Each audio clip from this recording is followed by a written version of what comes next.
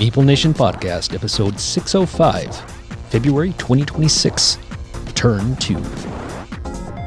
Welcome, citizens, to Meeple Nation. Grab your favorite beverage, pull up a chair, warm up those dice, and join us at the game table as we discuss board games and the board gaming world. Each week, the hosts of Meeple Nation share their love for board games and the amazing memories that come from playing games with some very outstanding people. Let us now join our hosts in their natural habitat, the game table. February has come and gone. Almost. By halfway through, it's come and gone. Just like that, guys. We're halfway through February and it's already over.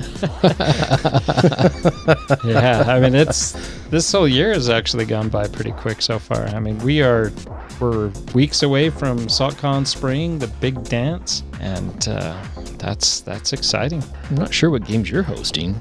Oh, I'm hosting some ballroom blasts. Okay. We're all going to be doing the ballroom blitz. SaltCON just isn't what it used to be. Ever since they introduced the competitive dancing. Well, we are the hosts of Meeple Nation. I am Douglas Stewart. I'm Nathan Howard. And I am Andy Holliday. And we are the world's most Okayest podcast with the world's most Okayest webpage. So head on over to meeplenation.com and check us out. I set you up. You didn't waltz. You didn't dance on over to that website. No. Wow. Skip to the loo. And I was ending that right there. Oh. Nope. Go head on over there and see. And then what you did. And then what you did is you started derailed you over. Yeah, I did. So that's what you did manage to do. You iced the kicker.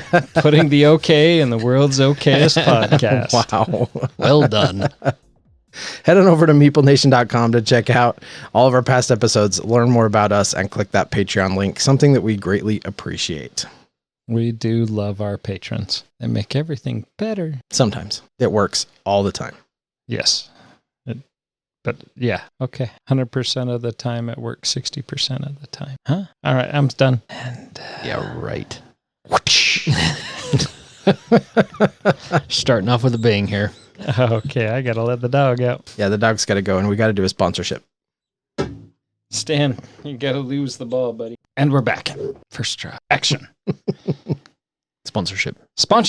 The Meeple Nation podcast is sponsored by GameToppersLLC.com. Go to their website, buy an amazing topper, tabletop mat, all sorts of fun little products that can make your game night even better. I have taken to just adding a game mat to our dining room table downstairs. So my wife keeps trying to put it away, and I keep getting it back out. She's a little upset that the games keep expanding further and further into her domain. And but with Game Toppers mat, it's really nice. When is she going to realize that if you can't... Resistance is futile? Yeah, the resistance is futile, right? Yeah. If you can't beat them, join them. You know, be assimilated. If you had the whole basement, this wouldn't be a problem. You are not wrong. Darn tootin', you are right. But here we are. But here we are. GameToppers.com. Go team. All right. Jean-Luc Picard admittedly did seem like he was happier as Locutus of Borg. You think so? No. I don't know. I didn't notice much of a difference. We kind of do. We kind of do have this. I mean, the hobby really does sort of send out its tentacles, though. But we have that problem at my house too. Yeah, I mean, there is all sorts of invasion of IPs and stuff into the hobby. Is that what you're talking about? No, I'm talking about how it starts in one room. Yes. And then it grows to a second. Yeah. And then soon there's mats in the corner because just in case we use this table. Just in case. And then the 3D printer gets set up in the office. And then you got board game parts all over and rule books everywhere. Oh, I'm a king of rule books everywhere. Yeah. That's what I'm saying.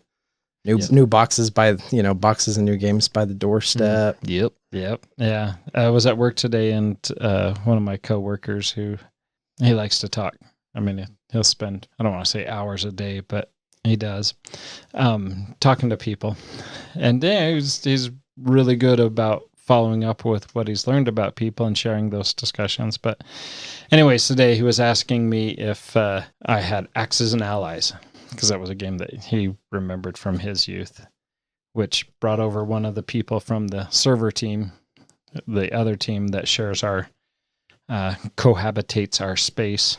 So we had a big discussion and we started talking, and to our newest guy, he was talking about my games, and he's like, oh, he has 1 million games. And I was like, and so he's like, how many do you really have? And I was like, oh, close to 1,600, I think. And so they were asking for pictures, which I need to take some pictures, and because I don't have any recent pictures of the new reorganization, which isn't done. I still need to reorganize some more. But anyways, this is not home shopping with Nathan for your board game collection. But anyways, it was a fun conversation that probably took an hour at work that ate up my time. Do you guys ever do games at work? They used to. The other team, they used to play games at lunch, and I met with them and played once. And they were playing Coup a lot. Oh, yeah. Okay. And then they started using some house rules where all the information that you deduced was thrown out the window because they just shuffled them in because they liked the chaos of it more when a roll was removed and brought it back in. So you could always be lying. And I was like, I'm out. Yeah. Sounds like they made a bad game worse. I like Coup. Do you? I do like Coup. Well, okay. I haven't played it for a long time. Yeah, but, I wasn't a fan. Yeah. But yeah, I know a lot of people who have game groups at work, and that's their lunch break. Yeah, I know Nathan Tenney does it. Makes me a little jealous. There is some interest where I work, but I'm not sure how we would pull it off. Yeah, so. I work through lunch, so yeah, me too. Yeah, so I wouldn't have time. Plus, it's nice when I work through lunch because everybody's gone.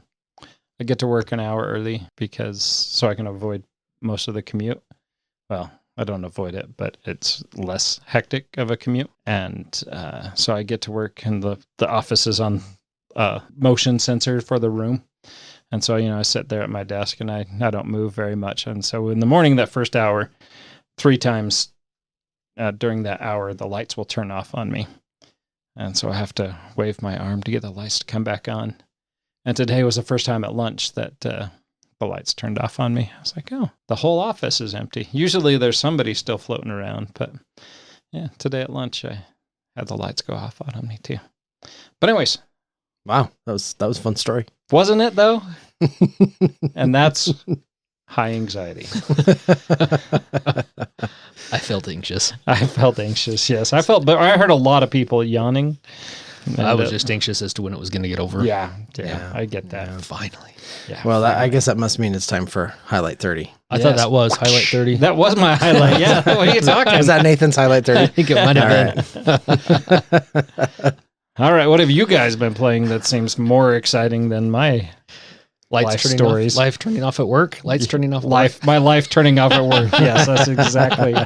Happens from 6 a.m. to 2 p.m. My life gets turned off. All right. So Doug was gracious enough to teach us Vantage while we were at BryceCon. Oh, that was such a great experience of Vantage. It was awesome. And because of that, I bought it. And knowing that it would be one that would get to the table fairly often, I've played it twice since I've bought it. Oh, really? Good. Yeah. So we busted that out actually last night with my daughter, her husband, and my youngest boy. And they all had a great time. Great time playing Vantage. And then I had a phone call from my daughter that's down in Flagstaff, Arizona.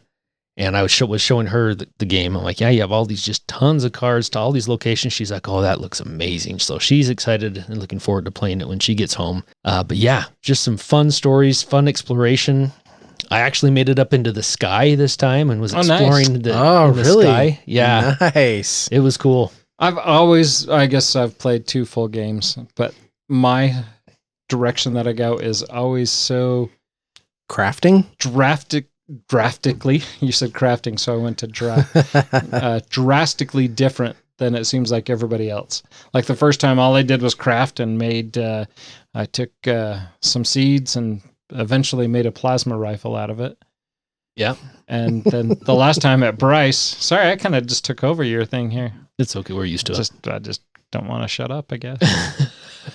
it. Go ahead. But yeah, this time we were trying to rally our defense of our homeworld or whatever, rally forces to our homeworld. And instead, I found a resort and decided to live there and buy a winery. And Yeah, you set up shop. yeah, Yep. I gave up all my aspirations for war and hung up my plasma rifle and squished some grapes.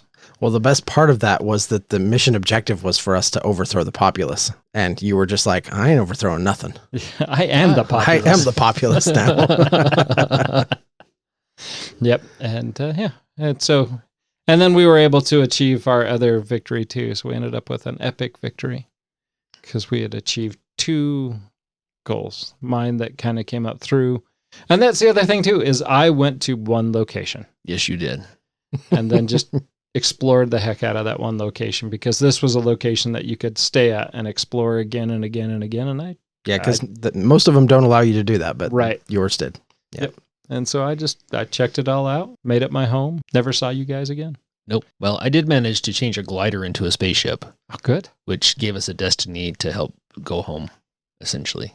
So we won the game with our destiny card, not our mission card. Nice. I did get cursed. That's how it goes. Well, I did get cursed, cursed the entire team because I hijacked a ship, a boat, and it made it so that if we ever entered a place where there was a plant, then we would potentially take damage, which was part of the main mission was to get, for the only way we could complete the mission was to get a plant. So And you kept killing him? well, we never found another plant since. Anyway, it was rough to actually get the mission moving the direction we wanted it to. But you progress enough in that game, you're going to get a destiny card. Yeah. And you can still finish and still win the game. Yeah. Such a great game. I thought about buying it, but I didn't. I won't. But it's a great game. It is. It's one that I can see hitting our table fairly often. Yeah. I would love to play it again for sure. Well, it is a game that I think truly embraces the idea of just exploration and discovery, right? We talk about that sometimes, and this is a game that is all about that. And the end game objectives sometimes almost seem like, Yeah. when we get there, Yeah. and you're just kind of doing your thing, but there's still a timer on it, which is good, right? It's not going to last forever, and there's very real possibility of loss, but you're just exploring. And I've heard some people talk about it and they don't like that, Yeah. but I think it's great. I Yeah. think it's a really clever, well put together game. Yeah. A lot of people talk about sandbox games that are out there, and this game puts the sand in the box. Yep, for sure. It's nice sand. Yeah, it is nice. And I say it that way because I find it more sandboxy than any other game that I've played. Because you really can. You go all over the place, and every play is going to be different. Yep, that rings true for me. So, It's not coarse and rough, no, it's not. but it does get everywhere. It does get everywhere, Anakin. Awesome. I'm really glad that you guys liked it. I had some trepidation when we went into playing that game because we did play it at 6 players, which is the full player count. And so, I think before we played it, I gave everyone a lot of caveats, about like, hey, no problem, let's play it, but make sure we all understand what's about to happen here. And I was a little worried, but I think everybody had a good time playing it. So I'm glad that it was one that everybody enjoyed. Yeah, and it was. It was a little bit slower at 6 players. Yeah, it But was. I didn't. There's so much story that's in the game that I felt it at 6 players. It's still I was involved, and which is saying a lot. Yeah. Yeah. And Well, I very much and it was enjoyed fun too. It was almost like, when you channel surf, but you've got like those like 4 or 5 channels that you just Yeah. you keep coming back to. And that's what I kept. It was like, oh, what's next on the Nathan channel? Okay. He's building a winery. All right. Over to Richie. What's Richie up to? Okay. He's upgrading his spear. Awesome. All right. What's Andy up to? Oh, he's exploring. And it was that kind of thing. And it was just like everybody's turn was sort of like just flipping the channel to like a different, story, a different tale. Yeah. Yeah, So. a very good game, exceptional game. All right. That was just Andy's game. That's all we talked about. Yeah. What do you got, Doug? Well, I was really excited that the other night we all decided to pull out Elder Scrolls Betrayal of the Second Era. Me too. And this has inspired me because we pulled it out and it was like, oh, it's been a little while. Yeah. And it's a heavy rule. Like there's a lot of rules, and the rule book I think is, I mean, I think it's a little over 100 pages, the rule book for this game. And so remembering that much, it was like, okay, I think I get it. And I was quickly watching some videos while Andy was setting everything up, but I was really excited. We all created characters and fun characters. I thought they were like really interesting, kind of fun. I'm actually really excited to pick up our next session and see how that goes. But, I just love this game. I think this is such a great design. It refines what Chip Theory started with Too Many Bones, takes that system and I think refines it in some really key ways. It's hard for me to even call it a reimplementation. It's just they've just taken the best parts of that and then built a fantastic game on top of it. Yeah. And I love the Elder Scrolls theme. And, even though we played it at 4, I thought it worked. It was good. Yeah, I really liked it. And when we first played it, I didn't know the Elder Scrolls theme at all. And since I went through and played all of Oblivion and, well, not all of Oblivion, but I went through Oblivion, the main quest, and a bunch of the other stuff. And then I've gone through Skyrim on my old Xbox 360 from way back when that still worked. But yeah, the theme was far more appealing to me. I mean, the game was great. I didn't need the theme the first time we played it because I've played plenty of IP games without being familiar with the IP. Like Battlestar Galactica is one that comes to mind that I never watched any of the new series that the game was based on, but I very much enjoyed that game. And I very much enjoyed Elder Scrolls too, but kind of like Firefly. Firefly always had a nostalgia for me, and now Elder Scrolls has a nostalgia for me, and I liked it even more. Yeah. And it was great times. So the first time we played in the Black Marshes.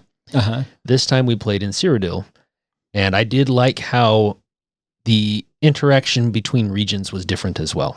So yeah. You have the different, the 3-banner war that's going on in Cyrodiil and the ramifications of that can happen when you go to certain cities and where there are actually consequences with what's going on in that region. I thought that was interesting. I thought it made it fun. It made it so that the play wasn't just quite so vanilla compared to other, going to a different map and going to a different region actually has meaning and changes the game a little bit. Yeah, I like that there's the books for all the regions. Yeah. And Morrowind, Skyrim, Cyrodiil, and those are the only ones that I'm Hammerfell. Yeah. And that's like supposed to be in the next 5 game. or 6 of them, I think, and then they've got 2 or 3 more regions coming out with the next wave of content. And it got me kind of thinking about like character creation, right?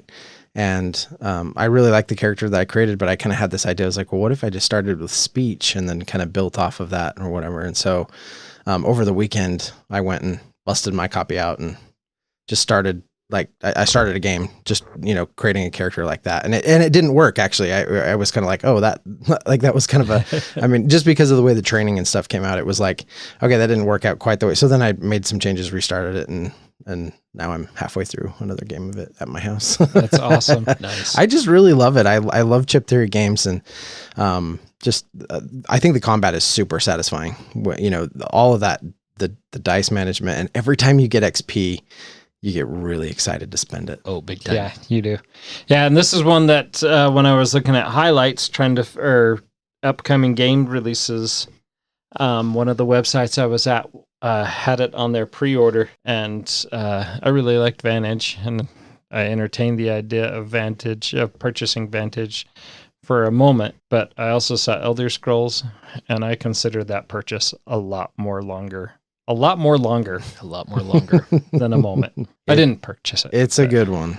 It's a good one. It is an outstanding. What's crazy is, this is a Chip Theory's game. This is one of their hallmark kind of things, not with all their games, but like with Too Many Bones.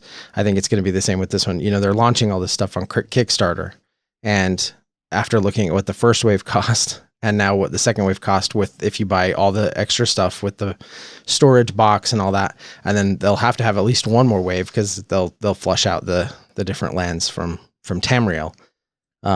You're pushing A lot. $800-900, $1,000 for this game when it's all said and done, and that is a lot. That is a lot. And the game has to be really, really excellent to justify that.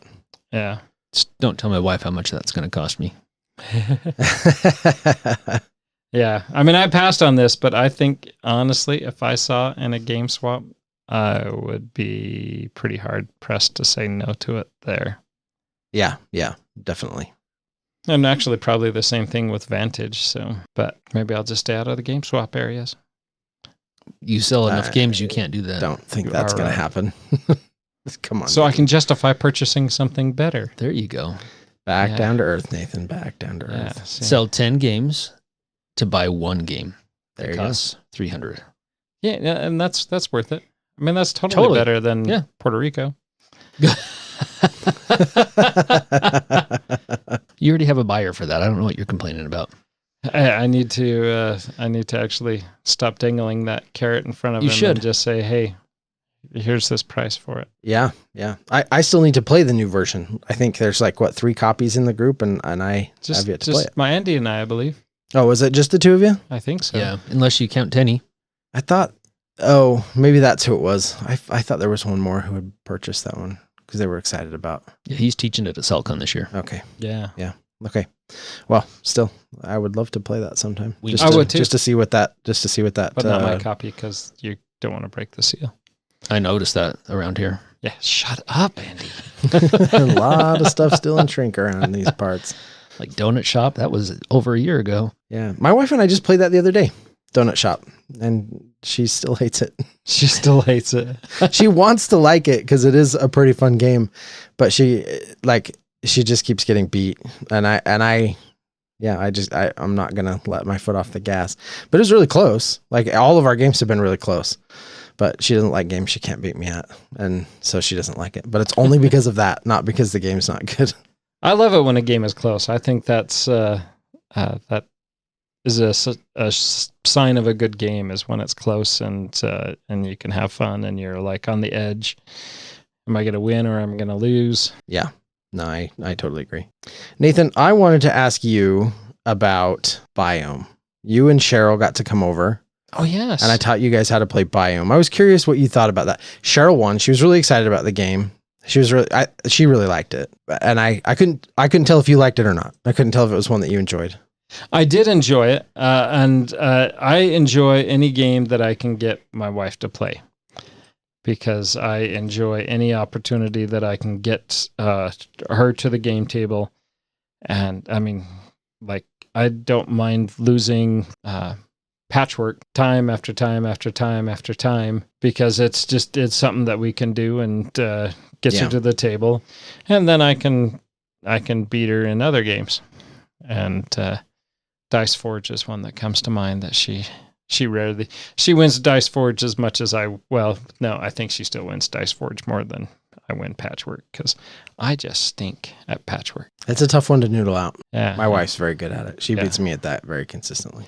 But Biome was I really liked Biome, and I'm looking I'm actually kind of considering purchasing it. I'd love to find a copy of it used somewhere.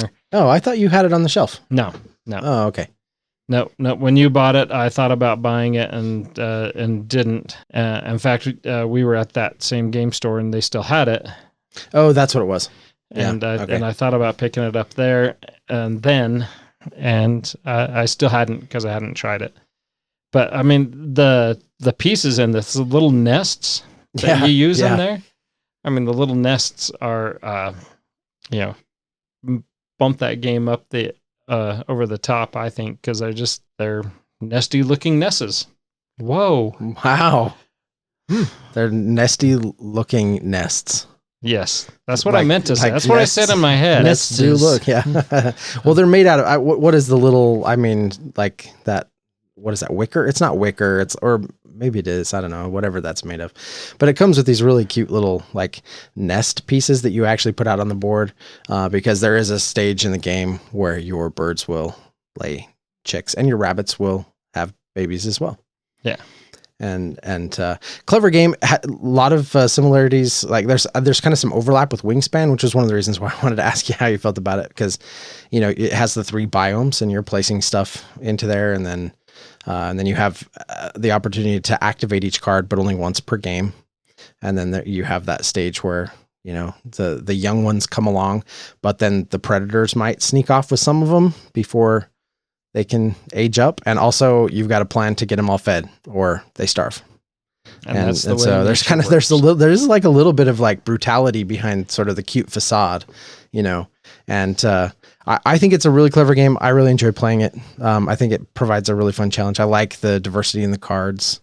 I actually think this is one you would like too, Andy. Oh yeah. Yeah, I do. I think you'd like it. And now that, cause I was looking through my highlights, I don't know if I recorded that play. Oh no. Pretty sure I did. Cheryl did an excellent job. She beat us quite soundly. Oh really? Yeah, she did. Well, if Nathan record it. If Nathan likes any game that he can get his wife to play, I really need to get her taught Cooper Island. Oh wow. She is not going to like Cooper Island. I guarantee you. If I could teach it really well so she could grasp the concept of Cooper Island, that would be awesome. I welcome you to that challenge. Just not at a convention so that I have to hear it all the way home. Not at Bryce. You can do it at SaltCON where she drives home on her own. And I can hear about it later. Just not stuck in the car for 4 hours thinking how bad Cooper Island was. She'd be like, that was such a good game. Let's play that when we get home. Do you have that game, Nathan?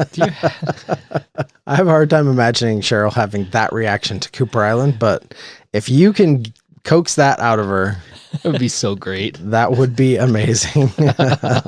You know what, Andy, you get that reaction out of her and I will play Cooper Island again too.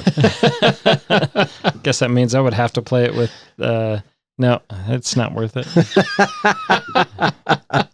I'll play something at the fun table. I'll play in the fun V. You can go in the hum V. Okay, enough of that. Okay, so one other game that I did want to bring up while we're talking about highlights. So we did get to go to BryceCon, and we had some great experiences there. And one of the experiences that I do feel like we need to talk a little bit about was Grimcoven. Mm-hmm. We haven't talked about that yet, I don't think. We've talked about how much we're looking forward to it, but I don't think we've talked about our play experience of that game. Andy, how was Grimcoven? The game itself was phenomenal. I thoroughly enjoyed playing that scenario that we played. It's a cool game. It was very long, but there was a lot of AP at the table, and like a lot, like way too much. And who did you play with? We played with Dave and Brad. And okay, that's a deadly combo for AP. Yeah, it was. Yeah. And we played with Beyonce and Doug and myself. Yeah, and the two of us. So it was full 5. Okay. And Beyonce was fine. Yeah, he did okay. Yeah, he did a good job. I think he just wasn't realizing that it was his turn because he went after Brad, and Brad was taking such long turns that he would finish, and nobody knew that Brad was done. And he's like, "Oh, it's my turn. Oh, okay." And it would be super fast. Somebody wake me up when Brad's done. Yeah, I can relate. But besides that, the game was great. It was so much fun, and I'm looking forward to playing it again. We need to get at least one more play in before SaltCon Spring, because I would love to play it. We are hosting that. I'm hosting that in SaltCon, so at least one more. I'd like to get 2 more plays in, really. Yeah, for sure. We were very much learning this game and getting the mechanics down, and like playing against the boss, I think it very much felt like, okay, hunt down enemies, do damage to the boss. But I think because we were learning the game, that was sort of how our brain sort of structured like what to do. Mm-hmm. And I think when you get down into like really diving into like the actual abilities that each character has with the environmental considerations that each map throws out there and sort of the unique rules that surround each boss, I think that the game is incredibly nuanced in how you should properly tackle taking down those bosses. And I'm really excited to explore that space because I feel like it was just a little scratch on the surface and it was a lot of waiting. It was a lot of waiting. I'm not trying to be mean. I like, not at all, because I, love the people that we were playing with. But yeah, it was a lot of waiting. Too much. And so I would love to get into like a more fast-paced type game, even one where we could like lose a little, lose and be like, okay, what did we do wrong? Right. And now let's re-strategize and try it again. Like reset the board, let's do this again, kind of thing. Yeah. It's a game that warrants that, and I'm really excited to start diving into it some more. Well, the leveling up is super fun in this too. Yes. Leveling up your character, Yes. you're gaining, you're essentially you're not corruption, you're gaining your, I can't remember what it's called, but it's corruption, isn't it? you get corrupted by gaining the resource that you get. And Artemis. It's definitely not Artemis, but for the sake of this conversation, we can call it that. Anyway, as you're gaining it, it's going to give you more corruption or have a stronger effect when you draw a corruption card at the end of the round, because everyone will draw a corruption card. But that's also how you level up, and it is once again how you can mutate into and be fully corrupted, and well, not fully corrupted, but you mutate into your more powerful version of your character. But whenever you hit one of those lock icons on that track, you get to level up. And when you level up, you draw 2 cards off the top of your deck, and you choose which one you want to keep, or you can put them back on the bottom and redraw by spending another resource. Or if you don't like your cards at all, you can just gain an extra die. So this is a die placement action selection game. And the more dice you have, the more you can do during the hero phase. So having more dice is great. Having more options to place your dice on is great, which is what your cards will give you. I know Doug was the gunslinger, and he was just making bullets, just nonstop. And what was crazy was like at the beginning, I was having to use a lot of my turn, like a lot of my actions to build those. And then as I leveled up and those cards came out, those cards synergized. So it was like, do this. Oh, and by the way, make a bullet. Yeah. Like do this thing and make a bullet, just sort of as like a little bonus. Mm-hmm. And so I was doing things to like move and strategize, and then I could just unleash, right? It was like, okay, I'm going to go ham and I'm going to spend everything for these big, like explosive plays. And like, it was really satisfying to set those up. And going back to what you're saying, like, I love that mechanism, like in Cthulhu Death May Die, where like it's eventually going to kill you, but also that corruption or that insanity or, whatever that thing is also kind of what's making you stronger. And so it's like you want it because it's making you stronger, but it also is the timer for your death. And that mechanism just resonates with me for whatever reason. It works. It's really good. So the resource is called Lament. There you go. Yeah, Lament. you gain Lament from the board and by defeating enemies, and which I think is another cool part of this game is when you defeat an enemy, you get Lament as essentially like experience as a reward, but so does everybody else. So I may defeat an enemy and I get 2 Lament, but everybody else at the table gets 1 Lament, or they may get the same amount. They may get 2 as well.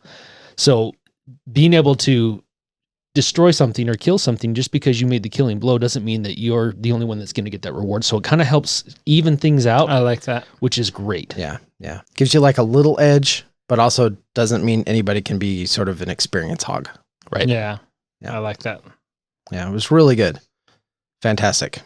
So I'm looking forward to getting that played some more. Yeah, I think we fight a different boss next time. I really enjoyed the one we fought, but I think it'd be fun to try another one. So each boss has, I think, 5 scenarios that you get to play in, and they get increasingly more difficult, which is crazy because we were on the verge of losing that first one. So the fact that they get more difficult is a little crazy. Yeah. But I love that. I love that it comes with such a great challenge. Well, I know I talked a lot about over your guys' highlights, but I never talked about my game. What was your game, Nathan? So far this year, I have played 21 games of Bomb Busters, and Doug, you and I played it at BryceCon. Andy, you and I have played it here after BryceCon and I played it just yesterday with my wife and my daughter and her husband, and teach it to them, and they're like, okay, this was fun. Then we played the next one and we lost, and then they're like, okay, we got to try it again. Yeah. And then we win, and then like, okay, that was great, let's try it again. And then we lost, and we can't end on a loss, got to try it again. And so it's one of those games that I really enjoy the desire to play it again. It kind of reminds me a lot of The Gang, Right? because The Gang is one that you're playing, and especially if you lose, you're like, oh man, we got to redeem. We got to redeem from that. And Bomb Busters was such a great game where it's a cooperative deduction game where you are bomb cutters. You're going to have tiles that are in front of you, which represent wires. And in order to cut one of those wires, I have to deduce or successfully guess that one of those wires is in front of my opponent. And so I would say, Andy, do you have, and I have to point to a specific tile and say, is this a 6? And if it is, then you could put it in front of you as cut, saying, okay, yep, we successfully cut that. And then I would have to have a 6 in front of me, and then I would reveal my 6. And so we would cut both wires. And the numbers go from 1 to 12. There's 4 copies of each wire. And just overall, a lot of fun, because you are trying to deduce who has what and be successful at that. And it is just a really good time. And it's just a game that is hard to play just once. Yeah, I agree. A relatively simple game with quite a bit of emerging complexity. Yeah, it has a total of 66 unique scenarios in it. Yeah, a lot of fun. And at first you kind of go, okay, like, I get it. This is fun. Not sure why it's a Spiel des Jahres winner. But then as you play it for a little while, you're like, no, I get it.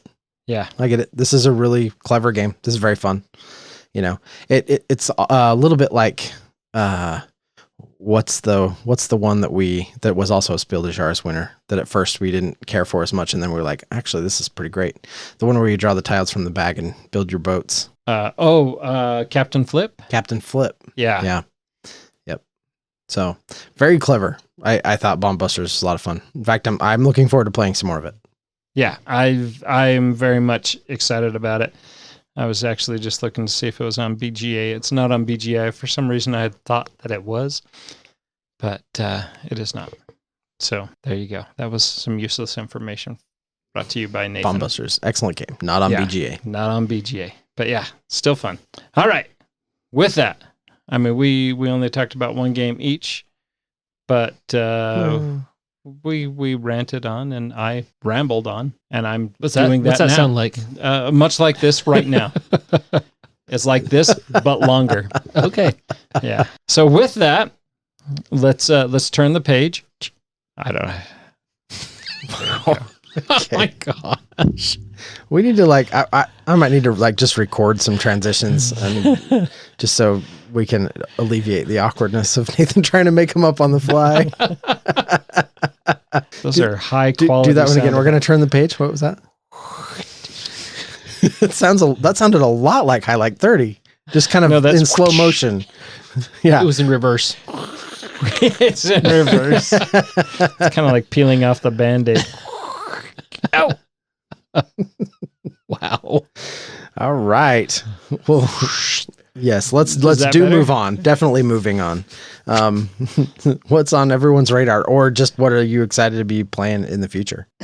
Well, I'm extremely excited to get Odalin Dungeons of Doom to the table. Odalin. Yes. I opened my copy and got it all organized yesterday. Nice. And oh my gosh, I am so stinking excited to play this game. It looks so good. So your hero gets paired up with a demon and you go dungeon delving. And the rule book is fairly extensive. It's not 100 pages long, but it's more like 50. So it's going to be a little bit of a bear to dive into and learn all the rules for. But the plastic in this is amazing. And the artwork is amazing. And I'm so excited to try it out. Can't wait. Yes. Yep. This looks like a really fun dungeon diver. And what's it called again? Odalin Dungeons of Doom. Odalin Dungeons of Doom. Did you add it to the list? I am about to. Don't look right now. Okay. It's there. Covering my eyes. It's there, Nathan. It's there. Oh, yeah, there it is. I see it. I love technology. But no, so both Doug and I got our Kickstarters this month, and I'm so stoked to try this one out. Yeah.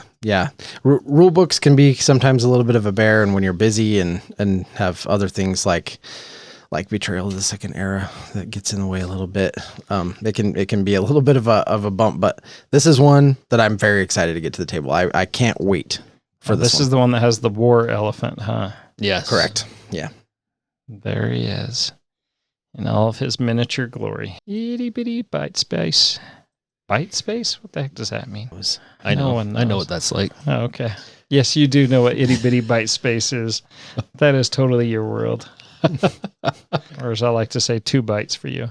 But I was going through my copy of this too, and I was very impressed with the quality of the miniatures and the artwork and just kind of the sheer volume of like loot cards. Yes. And like gear upgrades, skills, all of those things that you can do, which is always my favorite part of these types of games is, seeing what kind of character you can build. Yeah. And this is one where you have the demon cards that you're pairing with will sleeve into your hero cards to form one card. Oh, yeah. Really? Yeah. Some card crafting going on. There is. It's pretty cool. Yeah. So this is one I am looking forward to immensely getting this to the table this year and really starting to and dive into this. This is one that I think needs to be top priority for campaign games this year. Get this learned and start playing it. So we're not playing Elden Rings anymore? Or Elder Scrolls? We'll still be playing Elder Scrolls. You watch your mouth. But Elder Scrolls isn't as long. Yeah, that's true. It is smaller campaigns. Yeah. Yeah. It's a 3 game deal for Elder Scrolls. I love that about it. Yeah. It's great. And we're already one down. We've almost finished one, right? Yeah.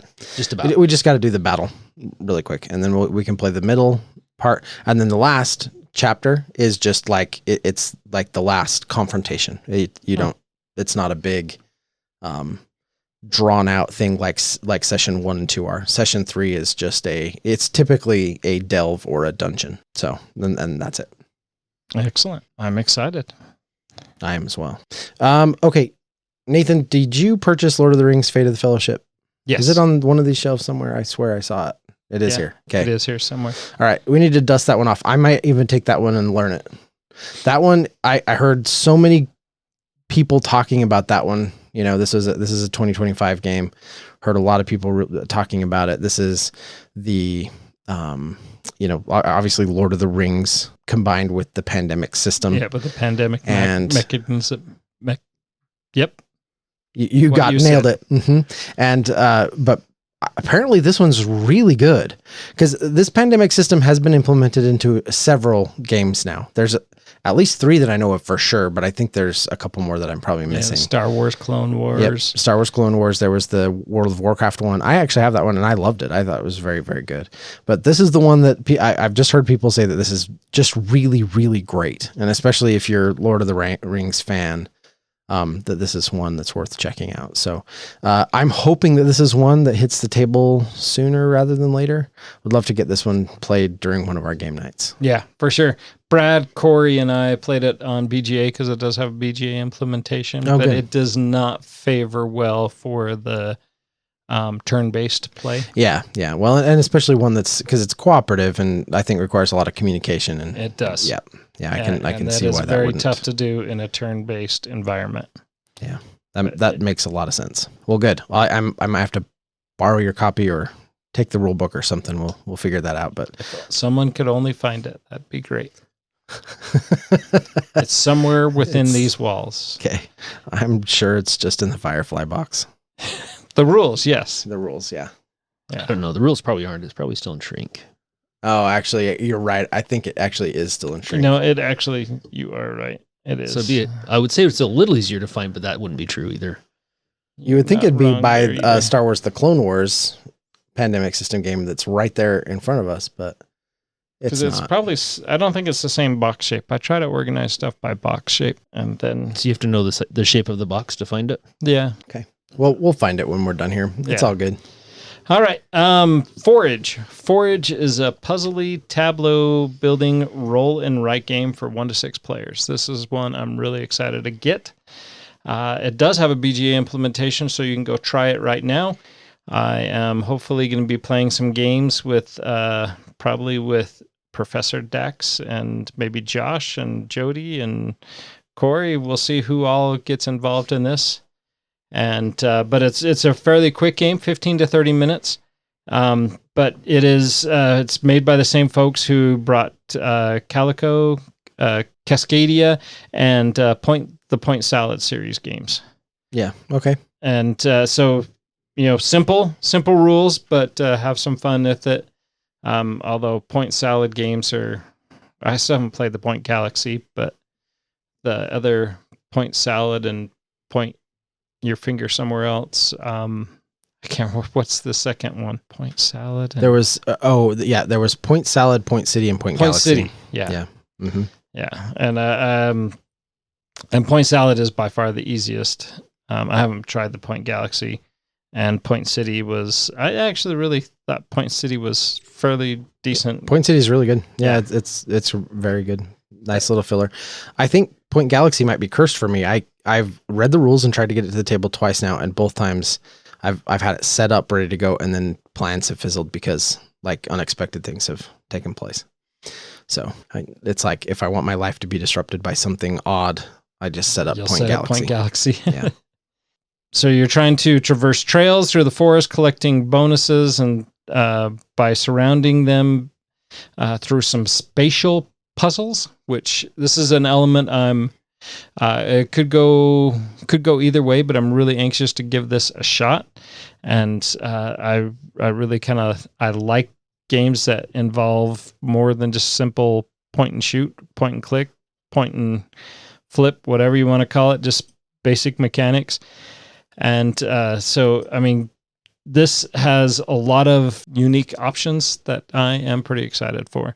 And so this is one that is on my pre-order, and probably by the time this releases, that pre-order should be not pre-order anymore. So I'm trying to figure this game out by looking at images online, which there's only the cover on BGG. So this is a little bit of a harder one to even know what's going on. But from what I'm seeing in this one little sort of short clip, it looks like you've got, so is it the cards, do they have a sleeve on it? They laminate something and you're writing on them? It's like, is this a roll and write or a write on style game? I haven't done that much into it. I just, okay. The whole theme has got me excited. Okay. And, it really doesn't take much to get me to put it in the shopping cart. Okay.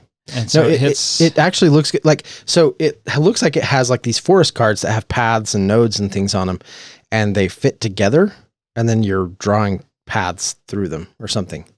That's just what I'm looking at online. It's a little hard to find information, but it looks looks pretty good. Yeah, this looks like one I'd definitely be interested in. Yeah, I'm anxious to play it. I'm going to be watching a video probably tomorrow, reading some rules tomorrow, and sending out an invite to a couple of people for a BGA game to give it a full-fledged tryout before I bust it to the table. And first it has to get here first, but before I can even bust it to the table. But before I put it on the shelf to store, I want to try it out. Nice. Wow. Good job, Nathan. But yeah, it does have a BGA implementation that is in beta. And so it looks like this does not look like the same game. This is not the same game. So all that stuff I said about it being on BGA, throw that out the window. Oh, you're looking at Forage, a 9-card solitaire game. Yes.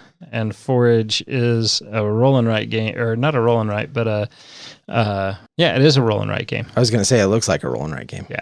Yeah, it's totally a roll and write game. But this Forage, now I'm all disappointed. Everybody that was going to get an invite on BGA is going to get an invite to something else. Maybe we'll play Obsession. Is that the one Professor Dax talked about? Yeah, the Victorian themed one. Obsession. Sure. Yeah, we could, I guess that could slot in that spot for sure. Yeah. Well, you've got me excited about it, just mostly because of the like description and what I was able to find online here. You know, puzzly, tableau building, roll and write.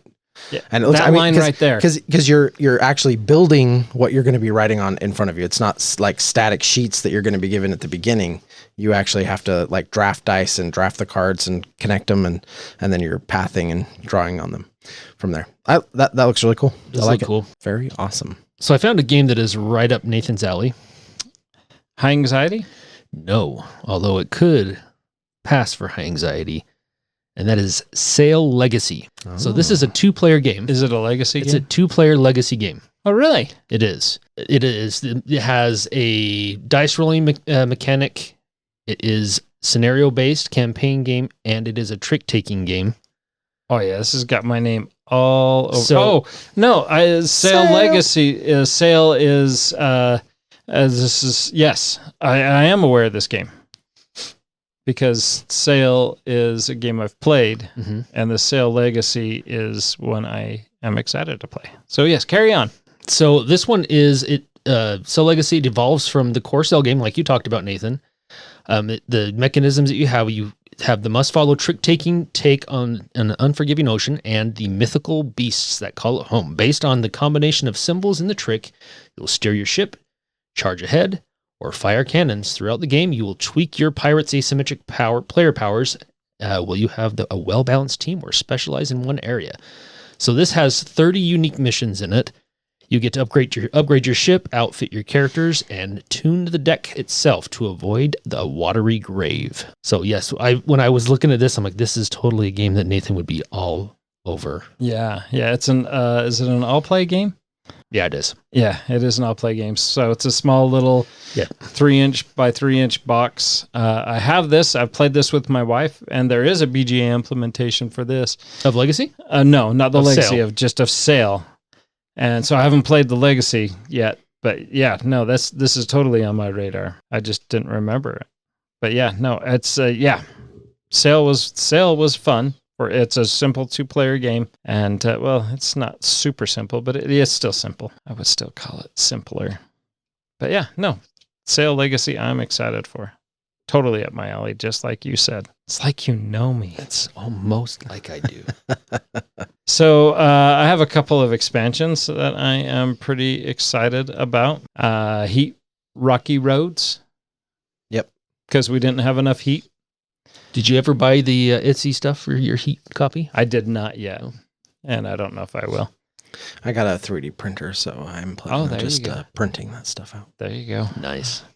But yeah, no, Heat Rocky Road adds some more maps.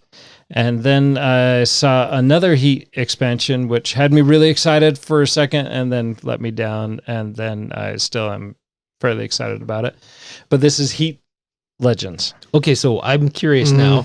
Why did it let you down? Because it's not. I thought that it was a Legacy. Oh, because it's Legends? I was gonna say. Yeah. And I thought that would have been. I mean, this Heat could totally use a Legacy version, and somehow figure out you're going through They'll come up with one. I'm sure they will. There'll be Heat Legacy and Heat Duel here soon. So Duel, yes. Don't you worry about it. 100%. You are and not Heat wrong about flipping that. right. So it already has the circuit mode. Yeah. Which is kind of, that's a campaign-ish. I mean, well, it definitely fills that slot, right? That what am I trying to say?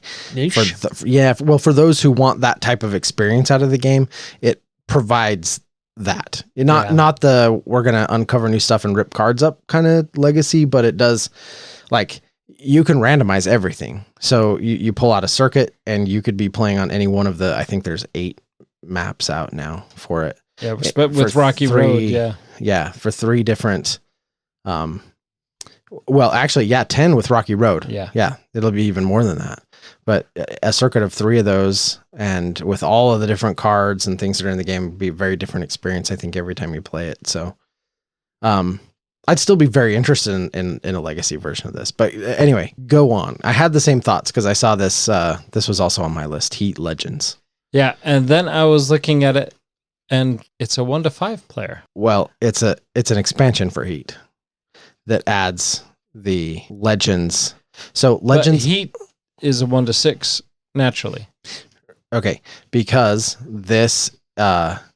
because you will be one of the players, and then it will use the other 5 to basically be a beefy Automa. Oh, okay. So there is a Legends module already in Heat, and it is the Automa. It's how you play. Well, I say that if you're playing solo, it is how you populate the map with other racers. Right, and I've done that. Right, but you can also just add it to games if you just want more of a challenge. If you could throw the Legends racers into any game, as long as you have at least one, the extra spot at the table, you could throw it in no matter what. So this Legends makes them super beefy. It's supposed to give them all superpowers. They're asymmetric. They do a bunch of different things. They're smarter, faster, tougher. They'll slipstream, draft, clear corners with precision, and unleash powerful new abilities that keep every race unpredictable. Perfectly read. Yep. 100%. Just got that right out of the top of my noggin. Man. Crazy. Or off of BTG. Yeah. So at first it caught my eye and I was excited, and then I was like, oh, it's a beefy Automa. Yeah. So then I got kind of sad about it. But still, if it's just an Automa, how is it 1 to 5 players? Because you play 1, and then you have to, because it's 1 to 6, but you have to add at least one of the Legends in to be playing with this module. Okay, so Does that you make just have to sense? include one of the Legends. Okay. Yeah, you could include, it could be you and then what would that be? 5 others, but it also could be 5 players with 1 Automa.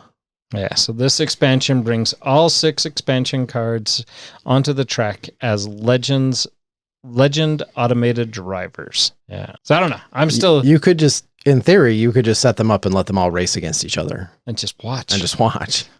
That would really be like... Could be a watching 0 a player. race. Yeah, 0 to 5 player count. Wow. Weird. How would you log that? I don't know who this is for. But there must be enough players out there who play this solo that they thought there was a need for it. Yeah. So what you're saying is you don't want a copy of it? Of Heat Legends? I do not know. All right. Sorry. Was that an auto purchase through Alliance? I'll take a pass on that one. Yeah, that's not a product I need. I don't ever play Heat solo, and I don't ever add them to the game.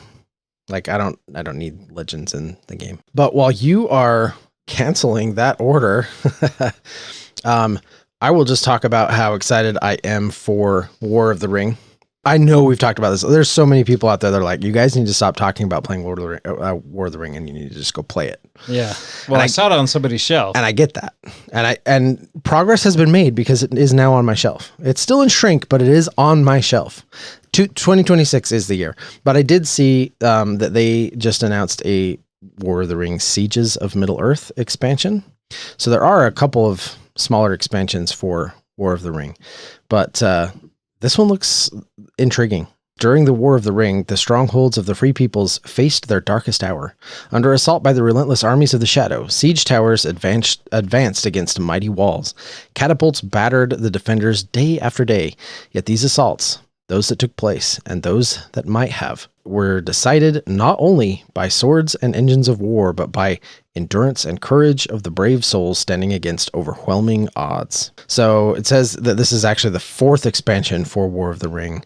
I don't have any of the expansions yet. So we need to get the base game played so that then I can start collecting expansions. There you go. But I think for fans of War of the Ring, this is exciting. I think the fact that this game is still around, that it's being supported, that there is a 2nd edition, and that there are expansions and new content being brought to the table, that it's still a game in development and very much alive in the community, is something that I think a lot of people are very much celebrating. So I thought this was a very cool announcement. It is indeed. There's always at BGG, they always have one table that's set up there that has, it's a 3D table that has has terrain built in that is all set up for. It's a massive map of Middle Earth on 3 huge tables. Yeah. And the players have to walk around to move stuff. And it's pretty cool looking. It actually does look pretty cool. All right. Anything else that we want to sneak in before we tune out? No, Maybe you already have. I think we're at about an hour or so. All right. We've covered quite a few games, lots of highlights. Yeah, and a lot of rambling. Lots of rambling man over there. We could talk about twice as many games if we just didn't ramble so much. Oh, what are you saying? I'm saying it's probably not going to happen anytime soon. Okay. And I'm definitely not pointing the finger at any one person for that at all. It's a group effort, Nathan. It's a group Rambling effort. is a group effort. Well, you can tune in next time for more rambling. Deep Thoughts by Nathan Howard. Until next time. They're not so deep. They're kind of shallow waters. Or more like puddles. At the game table. We should make a song about that. Puddles at the game table. Made by Nathan Howard. Do not step or splash in them because they're shallow waters. I don't know. I got nothing. Thank you, AI, for that. Keep going. Keep going. That's it. I'm out. At the game table.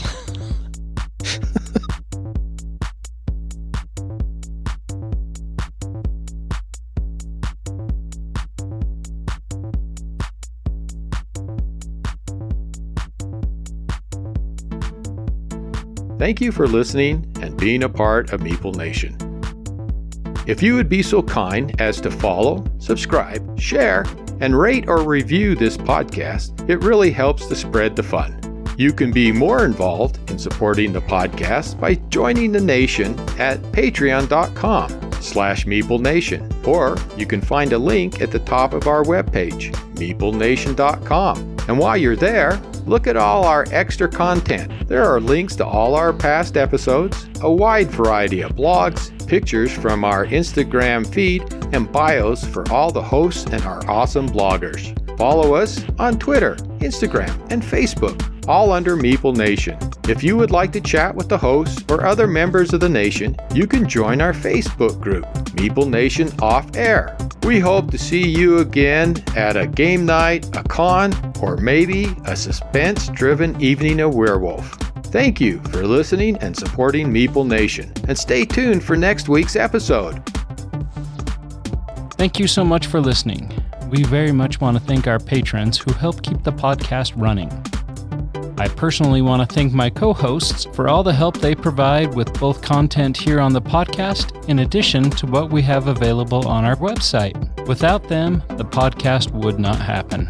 If you too would like to support the podcast, you can join the nation at patreon.com/Meeple_Nation, or you can find a link to Patreon at the top of our webpage, meeplenation.com. If you have any questions, comments, or games you feel should be on our radar, you can always reach us at meeplenation@gmail.com. We can't wait to hear from you. I am grateful to Doug and Andy who helped me edit episodes, and I want to thank James and Kim Clark who do the editing on our blogs and on our webpage, which can be found at meeplenation.com. We want to thank Brain Detergent for our music. If you want to find more from him, you can follow his links that can be found on our webpage, or simply search for Brain Detergent on YouTube to find more of his tracks. Thank you again for listening and being part of the Meeple Nation community.